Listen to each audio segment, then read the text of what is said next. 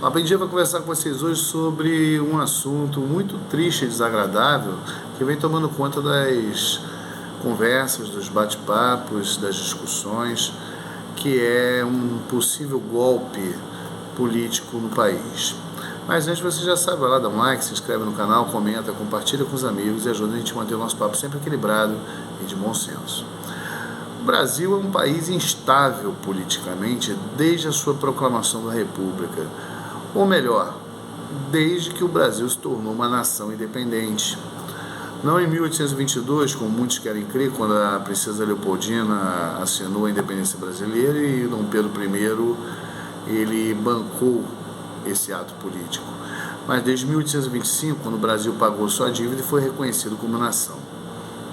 Enfim, tivemos um período monárquico com muitas revoltas, com muitas contradições, com muitas revoluções internas, e tivemos também a Guerra do Paraguai, tivemos, enfim, um período de mudança da estrutura econômica, da mão de obra escrava para uma mão de obra liberta, mas também arcaica, onde os imigrantes que vieram para o Brasil foram muito explorados no final do século XIX, começo do século XX.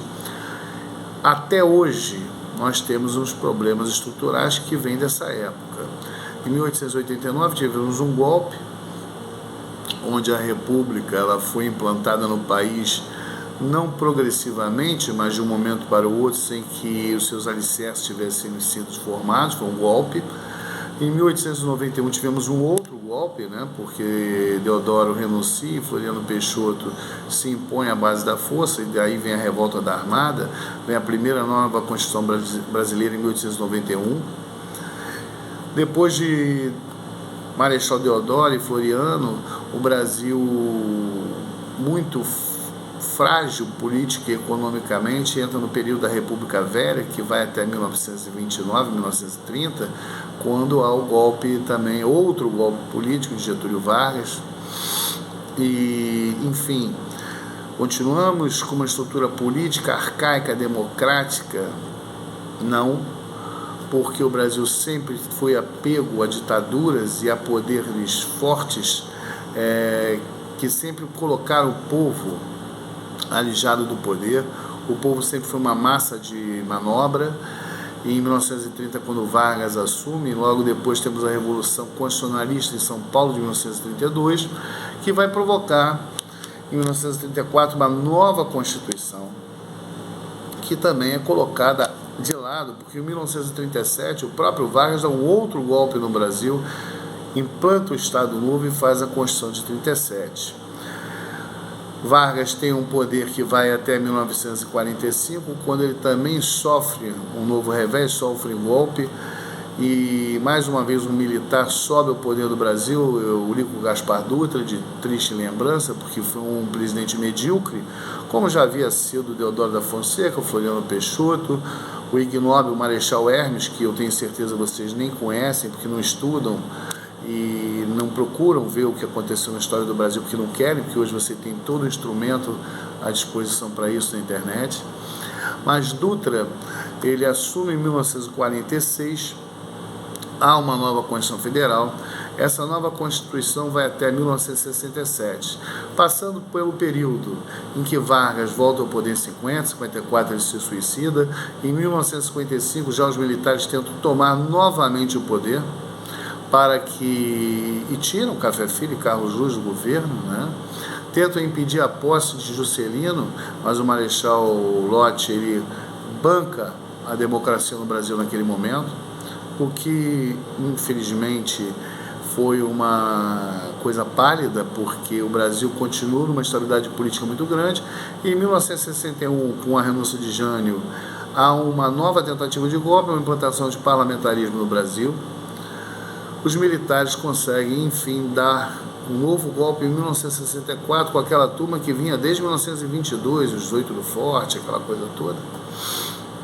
E nós entramos num período que parecia ser de transição para um novo poder civil, mas em 1968 entra o AI-5 e aí nós ficamos num período de trevas. Tivemos um período de grande ditadura de trevas mesmo, né, de poder coercitivo, uma ditadura muito forte que resultou em 24 anos de um poder ditatorial, autoritário, que acabou com as estruturas que nós tínhamos de saúde, educação, acabou com a nossa estrutura política, foi implantado o bipartidarismo e nós conseguimos, com muita luta, com muito esforço, conseguimos retomar um caminho para a democracia a partir dos anos 80, com a caminhada das diretas, conseguimos, mesmo numa eleição indireta, fazer Tancredo Neves presidente do Brasil.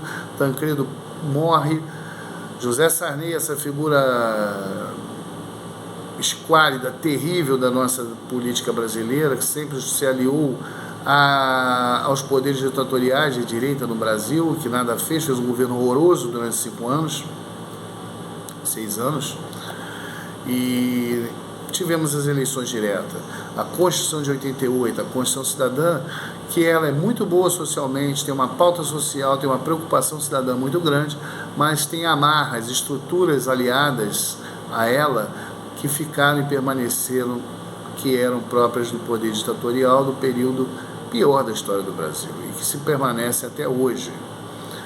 Tivemos Fernando Collor de Mello, que ainda aí está como senador, um homem mau caráter, de péssima índole, pulha, que promoveu o tráfico de influência, a corrupção no governo federal, que confiscou a poupança do brasileiro, do trabalhador, que acabou com as aplicações, impediu o Brasil de entrar no mercado internacional. Mesmo assim, ainda fez uma reforma industrial, uma lei da indústria que permanece até hoje, que ainda propiciou ao Brasil um avanço. Posto para fora que foi, veio o governo Itamar Franco, também uma pessoa que a gente não pode dizer que foi má. No período de transição dele, ele conseguiu cercar de boas pessoas, conseguiu fazer um período de transição, implantou junto a sua equipe econômica, que tinha Rubens Recupero, Chico Lopes, Gustavo Franco, Pércio Arida, Pedro Parente e outros, e a habilidade política de Fernando Henrique Cardoso implantar o Plano Real, que é o que sustenta o Brasil até hoje. Fernando Henrique procurou fazer um governo neoliberal, abrindo o Brasil para o mercado internacional, segurando a moeda, segurando a inflação, fazendo o Brasil equacionar sua dívida externa, procurou o Brasil ter um acordo com o Congresso Nacional de forma que o Brasil pudesse progredir. Vem o governo Lula, que perde a oportunidade de fazer um governo melhor, porque tinha uma pauta social, mas se atrapalhou completamente nos mensalões, na corrupção junto ao Congresso Nacional, esse Congresso Nacional que nós temos aí até hoje, com centrões, com corrupção, com roubo do dinheiro público. E aí vem o governo da Dilma, que é uma pessoa muito mais ineficaz do que era o Lula politicamente, e aí vem Michel Temer, e a gente termina nesse governo Bolsonaro com esse mesmo Congresso Nacional, com as mesmas amarras políticas, econômicas, estruturais de um Brasil que em nada, ou praticamente nada, mudou do século XIX até hoje. Temos um racismo estrutural, uma herança maldita, nós temos hoje o ódio instalado, nós temos a corrupção, o narcotráfico e a milícia tomando conta não só do governo federal, mas dos governos estaduais, municipais e espalhada como um polvo pelo território brasileiro. Nós temos conceitos como patriotismo utilizados de forma errônea, nós temos conceitos religiosos que fogem completamente à área da religião, do amor ao próximo, de tudo aquilo que a gente aprendeu como sendo certo e positivo. E nós temos hoje um governo que implanta discórdia, implanta as chamadas fake news, que nada mais são do que mentiras, implantam boatos e implantam uma nova tentativa, pelo menos de golpe. Pelo menos isso é o que nós respiramos todo dia nas pronúncias do presidente da República e de seus aliados. E eu quero dizer aos senhores o seguinte: a liberdade, ela requer responsabilidade. Não é para todos. Um país ignorante, um país que não conhece a sua história, um país que não procura o bem, não procura a sua estrada mais pavimentada, em alicerces que possam trazer benefícios, acabam sempre em golpes.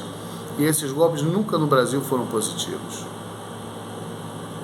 A ignorância e a maldade não são os caminhos que nós devemos trilhar. Enfim, comecei esse assunto hoje, meu tempo não é grande, vou voltar num próximo episódio. Eu quero que vocês parem para refletir e vejam se esse caminho que muitos estão querendo, muitos estão pedindo, é o melhor. E acreditem, o presidente Bolsonaro não tem o povo brasileiro do lado dele.